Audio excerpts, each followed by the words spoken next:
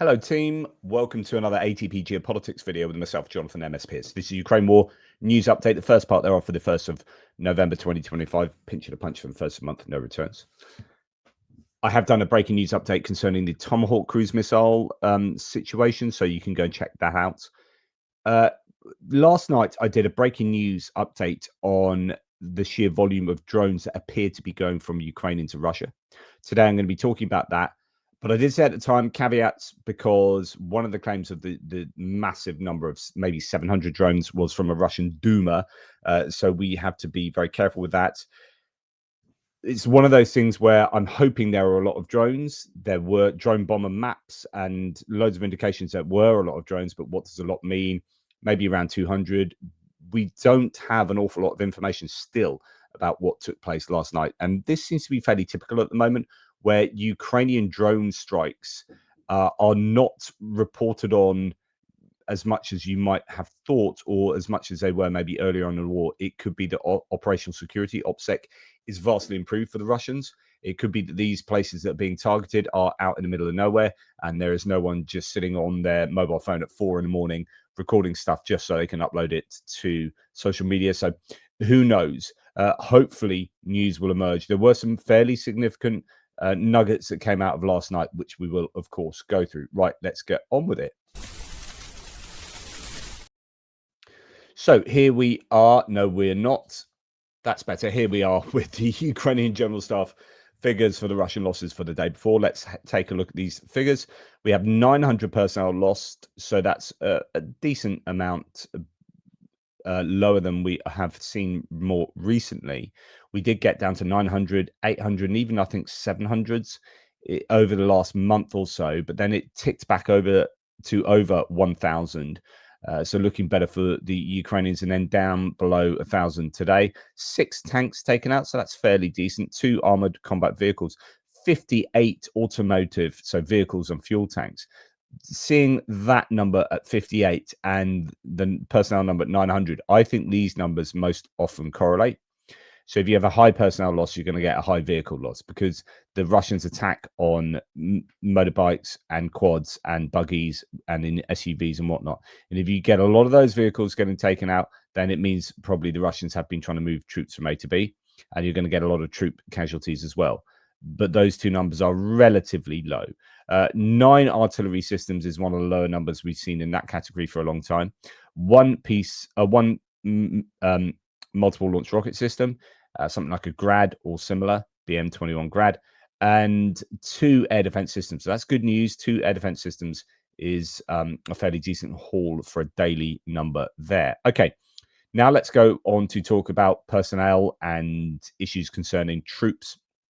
Ukrainian forces have advanced in eastern Rodinsky, sorry, words today are difficult, north of Pokrovsk, and struck Russian positions in the city's north during counter-offensive operations there, according to the ISW. So the report from the Institute for the Study of War indicates that north of Pokrovsk, the Russians are maybe under a little bit of pressure from the Ukrainians counter-attacking there. We know that the clearing operations have been taking place around the Dobropilya sector with the Bunny Ears, Kucherev Yar, south of there as well. The Russians are getting pushed towards Shakove, pushed out of Nova Shakove to the east. To the west. So the Ukrainians are having a better time of it north of Pokrovsk, but when you come down to Pokrovsk itself, it is pretty hellish there. So yeah, that is a concern. In fact, if we look at the mapping update from Andrew Perpetua, let's see what we have around here, because we're then going to go on to talk about a special forces operation that took place around Pokrovsk. So here you can see this is a clearing out of the Bunny Ears. This is the kind of area where the Ukrainians are having some success trying to fight towards Fedorivka. Suketska was this was liberated, and then we have just further to the south areas where the Ukrainians are counterattacking. So this is Rudinska here, where, as you can see, there's a bit of a blue patch there. It looks like the Ukrainians are counterattacking. That would be to stop the Russians getting too far to the north of Myrnohrad and completely encircling Myrnograd and Pokrovsk, really. So there are attempts to, I think, clear these roads as well. Some of these roads coming in. Indeed, I'm just looking at where the so essentially we then have a pretty interesting scenario with regard to special forces. So Ukraine has reportedly launched a local counteroffensive near Pokrovsk to restore the logistics routes. The Economist reports that a GUR, so military intelligence, UH-60 Blackhawk, so the Blackhawk helicopter, has landed with special forces troops getting off in the area considered under Russian control, is the claim here. So you can see there's that Black Hawk helicopter, the telltale white and black stripes at the back there. And then we heard that the HUR or GUR chief Budanov, Krylo Budanov, was spotted in Pokrovsk himself, personally overseeing the operation, footage likely confirming the presence emerging after media published a video of the HUR airborne deployment near Pokrovsk. Just trying to work out where some are claiming it is on the map here, because it looks like yeah, I don't know if it is up in this general area or whether we are talking further to the north. Give me a second, I'll find out. Okay, there is an indication that actually this might have been northwest of Pokrovsk itself.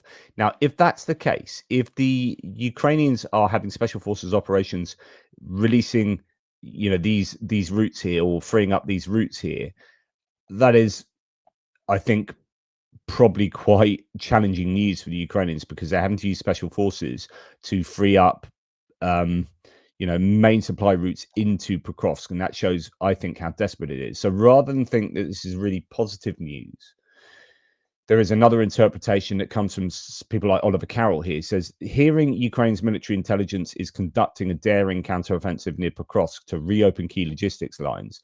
Videos shared with me purport to show a heli drop in areas Russia claims to hold. I've not been able to verify these videos independently, but the situation in Pokrovsk, a key Ukrainian hub, has deteriorated significantly. Yesterday, Commander-in-Chief Syrsky claimed Russia had not taken hold of the city itself, but this is disputed by other officials. HUR's elite special forces is often turned to in last gasp operations like this. Big question if any of it is sustainable, and that is the question, whether this is as someone says, likely not for logistics, but to open the gap wider so troops can withdraw, which is a possibility, right? If you need to get out of Dodge, right, you've got supposedly control of this pocket down here, but actually, you're looking very precarious. Myrnograd is not looking good with what's going on to the north. So counterattack up at Rodinsky and then freeing up this road over here could well be for the reasons of Operation Withdrawal, and that's the end of the Ukrainians in Pokrovsk and Myrnograd. So that would be my likely interpretation, rather than working to hold on to this. So the counterattacks aren't to massively retake ground, but to allow for an Operation Withdrawal. And that's why it's also important that Ukrainians clear this area up here so that there isn't a larger encirclement taking place around this area too. There are claims that Dorozhny here has also been liberated, so that will be an attempt to keep the Russians from encircling to the north. Anyway, so that is what's happening there. Now there are claims about troop losses in September and October. So the SBS, which is Young Man Systems Forces, during October, the SBS group eliminated 8,000 Russians, according to Robert Brovdy, Magyar, that is. This is over 20% more than September. Wow. So in the month of October, which you just finished, 20% more Russian troops are being eliminated by drones, effectively, than the month before. That is a significant increase. So it's also worth noting that he has put job opportunities out for 15,000 places in the unmanned systems forces, half of them to civilians with tech or relevant skills, and half of them, I presume, to military personnel joining Magyar's birds or the unmanned systems forces. He is ramping up, scaling up not only their capabilities, but their capacity as well. They are doing the lion's share of destroying equipment and personnel, it seems, and he's wanting to do more. So another 15,000 operational personnel to help what is already a 20% increase in personnel eliminations in the month of October that would be good news for Ukraine. Obviously, Ukraine still do need troops on the ground, like your regular troops, your mechanized equipment operators, and so on and so forth. Now, 2 Ukrainian defenders from the 138th Territorial Defense Battalion held their position in the Zaporizhia direction for 165 days. And you can see it by the beards on their faces. I mean, wow. We are seeing 2 people that have been awarded medals for their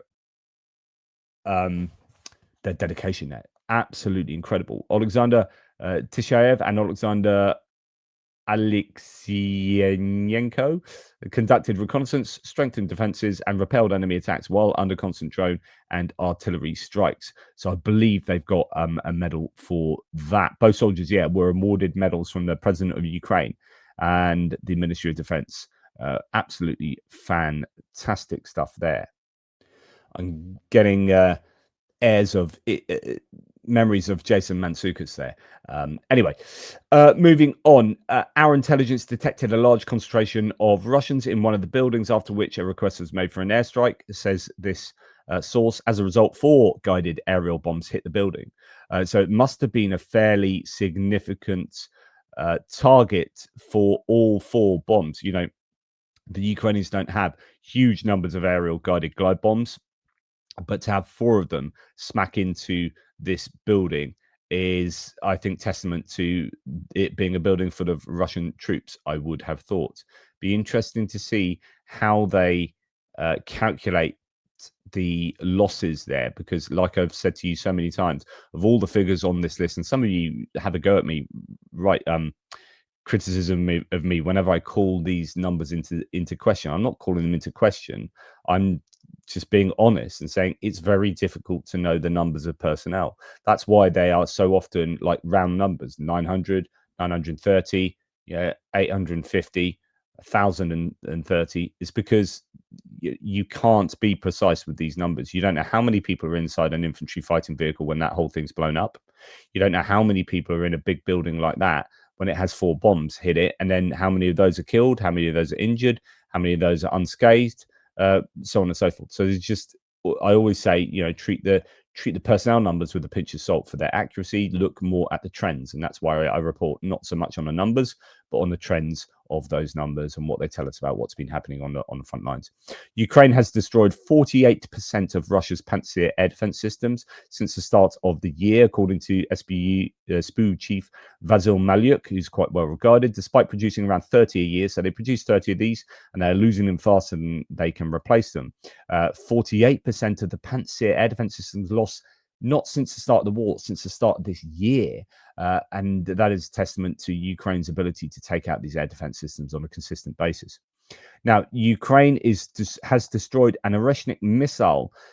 I'm still trying to get to the bottom of whether this is a single missile that's been destroyed or a missile system, because some people have reported this as a system and others as just a missile. Now, this is the, scare quotes, new missile that the Russians have been saber rattling with, the one that struck over Zaporizhia, or no, it's Dnipropetrovsk Oblast. I had those sub-munitions fly out of it, but they were duds, purposefully so, apparently, and that was a kind of shot across the Ukrainian bow to say, look, we got this new weapon, don't mess around with us. I think this was during the time that ATACMs were given the permission to be fired into Russia, and Russia retaliated with this. And they've supposedly, I don't know how many missiles, how many systems. We understand it. They've got 3 systems that can fire this. They've got the one in Astrakhan Oblast, the Kapustin Yar missile range there. And then you've got, I think they're gearing up to be able to use them from Belarus. Lukashenko keeps saber rattling with these as well. SPU chief Vasil Malyuk again later specified that the missile was destroyed. So this is the idea that it was a missile rather than the launcher. The missile was destroyed at the Kapustin Yar missile range. So that's either some serious sabotage or some serious missile being fired or drone activity from the Ukrainians. So Ukraine's defense intelligence report that on the night of July the 8th to 9th, last year though, so this is a long time ago, a joint operation by HUR and SPU, there was an explosion at the range there, wasn't there? SZRU, SPU and HUR. An Oreshnik ballistic missile was destroyed inside Russian territory. So I'd love to know the details of that.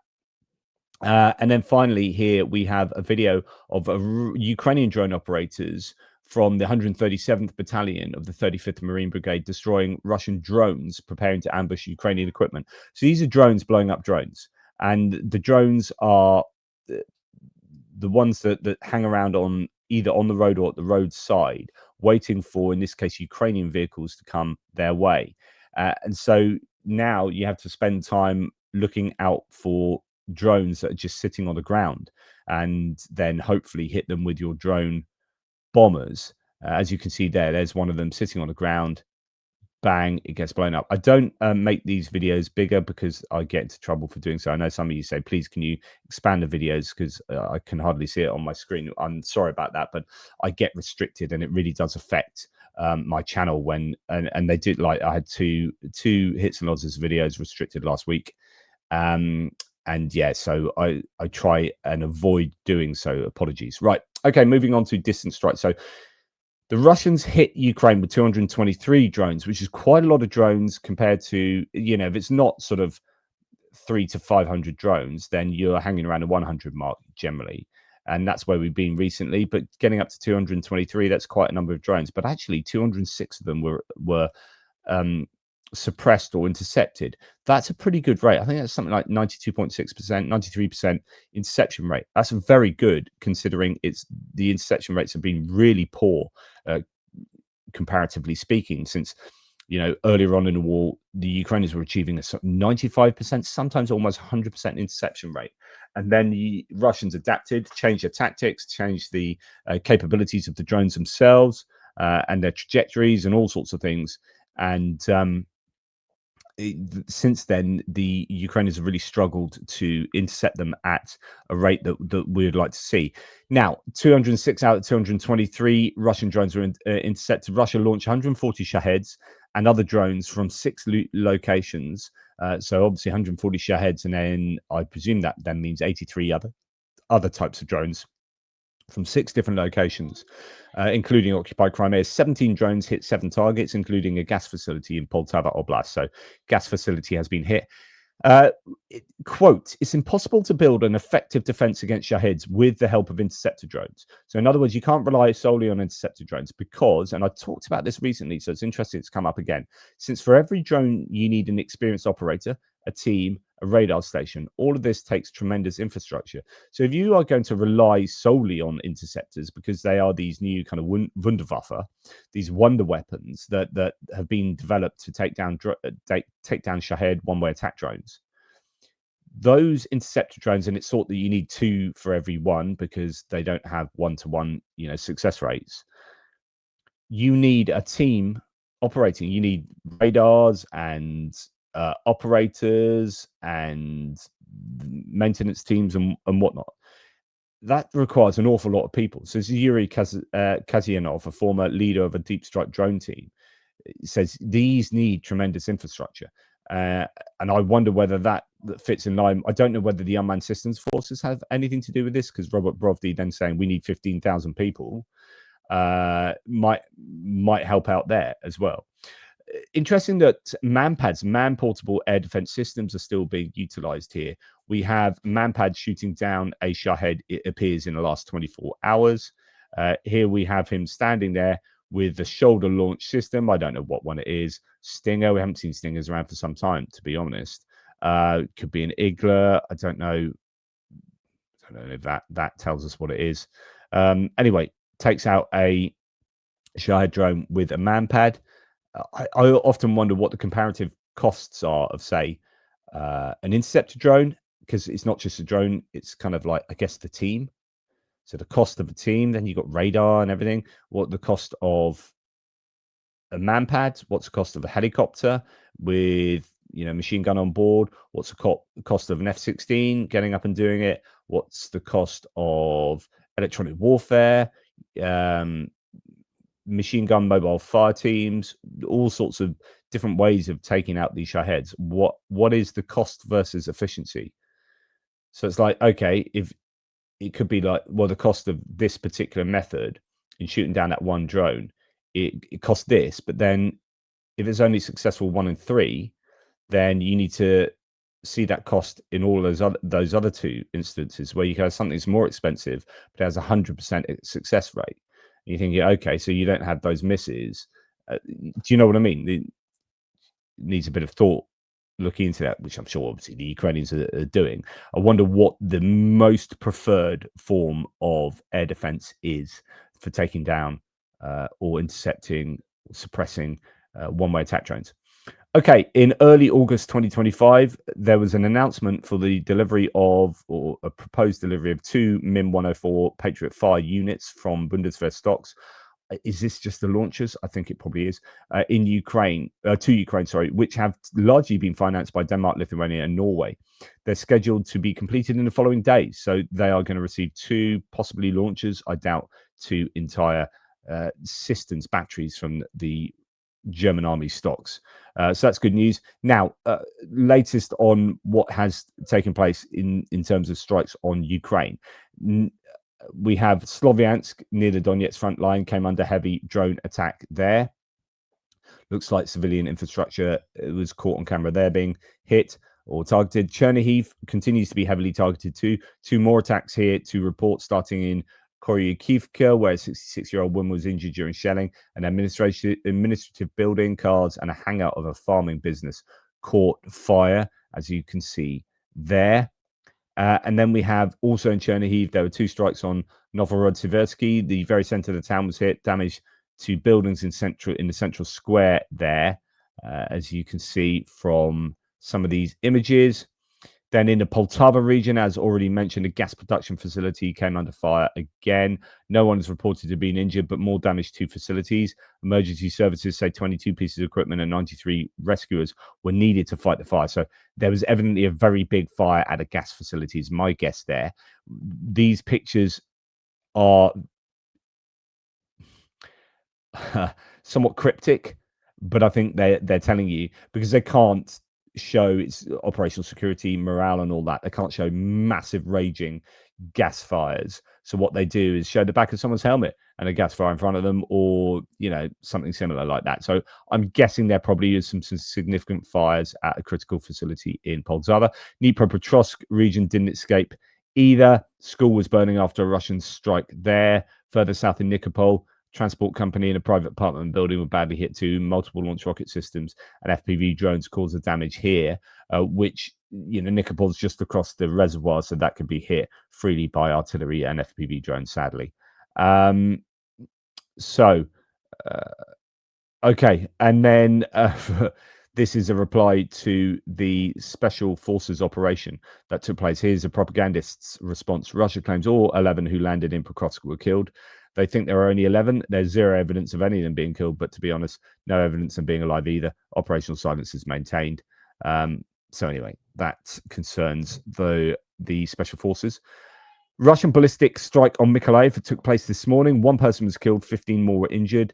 A child among them. A gas station and vehicles were damaged. Deepest condolences to all the victims. So that was apparently, you think if it was a ballistic missile, surely that garage would be no more. But actually, the claim was it's a cluster munition, a ballistic missile. So one of the Iskander M's with cluster warheads that then released around here, in this case, a gas station, causing some damage. I don't know what other damage was caused as well. And then we're on to what happened last night with regard to the Ukrainian strikes into Russia. So Stanislav Bunyatov, call sign Osman, initially said, look, today our birds will impose significant sanctions on the Russian Federation. So that was a kind of prescient claim from a Ukrainian. Then we heard from Russian monitoring channels. Someone on my threads last night had a go at me for like talking about leaks and whatnot, and I should watch out what I say, and real criticism. Dude, if I'm reporting anything, like, it's on Blue Sky and Twitter and Telegram and places that is completely out there. Like, I'm never leaking anything. Like, these are Russian monitoring channels lighting up with drone alerts across multiple regions: Belgorod, Bryansk, Kursk, Rostov, Voronezh, even near nuclear facilities like Novorossiysk. This wave was reportedly 200 drones and closely matches what was previously said by Osman.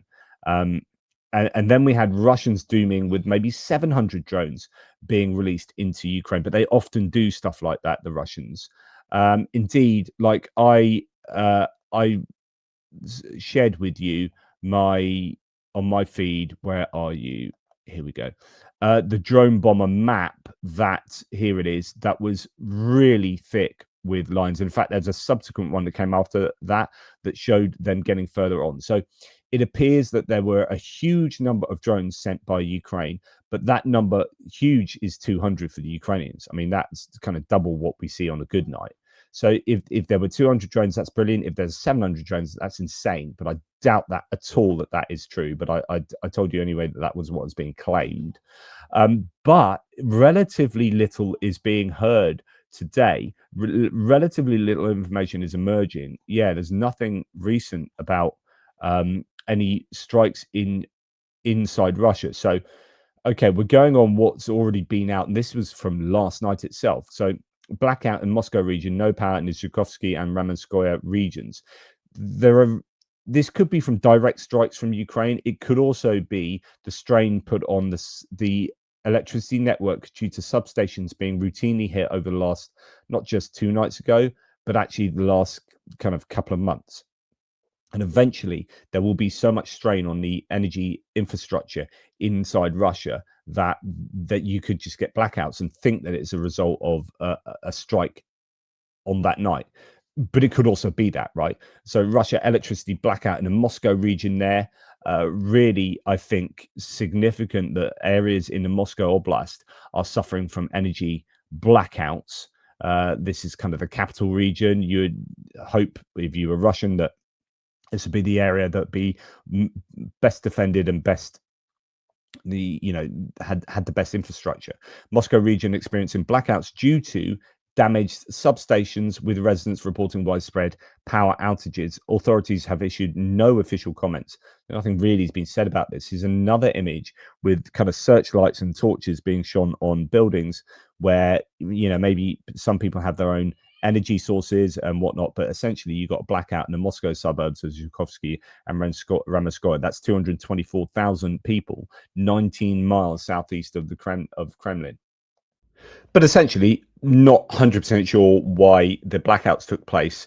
It could have been from the strike last night. This was a couple of nights ago that I reported on, but I mean, really significant strikes taking place on both power plants and then the substations attached to them. So here, the AFU hit the 110 kilovolt Orlovskaya combined heat and power plant switchgear and the CHP fuel oil storage facility, according to Falcon Insight, doing some open source intelligence work there. So that's a kind of a mix of both hitting the power plant's fuel oil storage and also the electricity switchgear that runs off it. So yeah, you have strikes like this taking place routinely, you're going to get the power system going down. Now, the biggest news from kind of last night, but I'm never sure exactly what is responsible for these explosions and whatnot, because I'm wondering whether this person, in order to know that there is going to be an explosion over there on a pipeline, has to be sitting out on a road in the middle of nowhere recording a pipeline. So that looks to me like some kind of partisan or intelligence officer or intelligence operative, rather than this being as a result of the drone strikes last night. So on October the 31st, as a result of a GUR special operation, an extremely important military facility of Russia was disabled. Koltsevoy oil pipeline. The place is located in the Ramenskoye district of the Moscow region, which you just heard about being under a blackout, but this is more of an oil pipeline, right in the bottom corner of that Moscow region. I don't know. It just looks to me like this was actually some kind of sabotage initiative whereby they've blown up, as I don't see anything coming down and striking that. Now, there are claims that there are 3 aspects of this pipeline that have been hit. HUR destroyed all 3 lines of Russia's Kolt-Savoy fuel pipeline near Moscow on the 31st of October, disabling a critical facility that supplied the Russian army with fuel. The agency reported the 400-kilometer pipeline had an annual capacity of up to 7.4 million tons of fuel products. So I don't know if that pipeline then splits off into 3 and therefore you take out all 3, or whether they have actually, exploded 3 parts of the pipeline or what. I'm not 100% sure. But essentially, we have sort of very little information about what was hit last night with regard to the drones. The Russians are claiming something like 90 odd drones were shot down. That's their claim, if I remember correctly. But yeah, very little coming out from what was looking at like it was being the biggest Ukrainian drone attack on Russia. Now, 2 nights ago, I talked about the Oriole thermal power plant being attacked, and the Novobryansk thermal power station as well, both on Russian territory. And I did mention that at least one of them, it was thought it wasn't with kamikaze drones. So Visioner says, big news last night, so now 2 nights ago, the Ukrainian naval forces struck the Oriole thermal power plant and the Novobryansk thermal power stations on Russian territory, not with kamikaze drones, but with domestically produced Neptune-type cruise missiles. Both facilities supplied electricity to regional military industrial sites, so putting them out of service inflicts some serious damage on the occupiers' logistics. So that's really good news. They are using not just drones, but missiles as well. And then, of course, we hear that that the Pentagon is given permission to the Americans to give, or to the Trump administration to give, Tomahawks to Ukraine, and that's fantastic. They'd have a 1,600 kilometer range, but the Pentagon did give that permission before the phone call between Putin and Trump then said no after what Putin said. So really, it's a political decision that's still being maintained. So even though we now know that there was a definite green light from the Pentagon that it's not going to affect strategic stocks of Tomahawks, the White House is still saying no, and it is Trump that's saying no, and not the US military. Okay, on to other bits and pieces. Just quickly, the Berlin-Brandenburg airport suspended flights for nearly 2 hours last night after multiple drone sightings there. So yet again, more drone interference. Euromonitor Press reports that New Zealand is shutting down Russia's shadow fleet operations after its own insurer was caught enabling the trade. I reported that the other day. It's actually a UK-connected New Zealand, I think. So it's a UK owned by a British family, I think, but set up in New Zealand, some kind of insurance operation. Anyway, they were allowing stuff to still get to the shadow fleet, or they were still insuring it or whatever. Now 65 vessels and 7 entities sanctioned, targeting the network that involve that. Sorry, I'm not sure about the English here. 65 vessels and 7 entities sanctioned. They use that as a hyphen, not as an M dash or something. Anyway, targeting the network that moves tens of billions in Russian oil. So good stuff there. New Zealand closing down those loopholes that were unfortunately still open, or evasion, and not loopholes, but actual evasion. No reports for the first time Russia will borrow in Chinese yuan to plug its ballooning budget deficit, according to Reuters. The finance ministry plans to issue 300 to 400 billion yuan worth of denominated bonds domestically after failing for over a decade to secure favorable terms from Beijing. This again shows that Russia is some kind of vassal state of China, it appears, and that they are in economic trouble and they're having to raise money essentially through China and through currency that isn't either the international kind of dollar or their own ruble. This is, I think, an indication of the desperation that Russia finds themselves in, economically speaking. Now, Lithuania has suspended rail transit of Russian oil products to Kaliningrad to avoid secondary US and UK sanctions against Lukoil and Rosneft, with the ban effective from the 21st of November, Lithuanian Railways announced. So that's in line with the US sanctions that start on the 21st of November. UK sanctions, I think, have already in place. Am I correct? So they know, Lithuania, that, as it says, someone says here, Lithuania is next in line for Russian terror. So, you know, they know they need to be acting as robustly as possible with regard to Russia. And as mentioned, CNN reports that the Pentagon has approved the supply of Tomahawk missiles, cruise missiles. So that's been greenlit, but it's all down to Trump. And I guess we're going to have to wait to see whether Trump will do anything and change his mind. Explosions reported in occupied Horlivka just now, just looking at the latest, but that's from this morning, not from last night. We still don't know much about what took place overnight. Yeah. So just more things on the Black Hawk helicopters and the special forces, independently verified. Proof that the B-1 Centauro kind of light tank thing from the Italians appears to be in service in Ukraine. So that's good news. We'll talk about that on another day. But yeah, nothing yet of the strikes inside Russia. So yeah, fingers crossed something happened. And as soon as I get information, of course, I'll share it with you. In the meantime, take care, everybody, and I'll speak to you soon. I've got football matches to attend.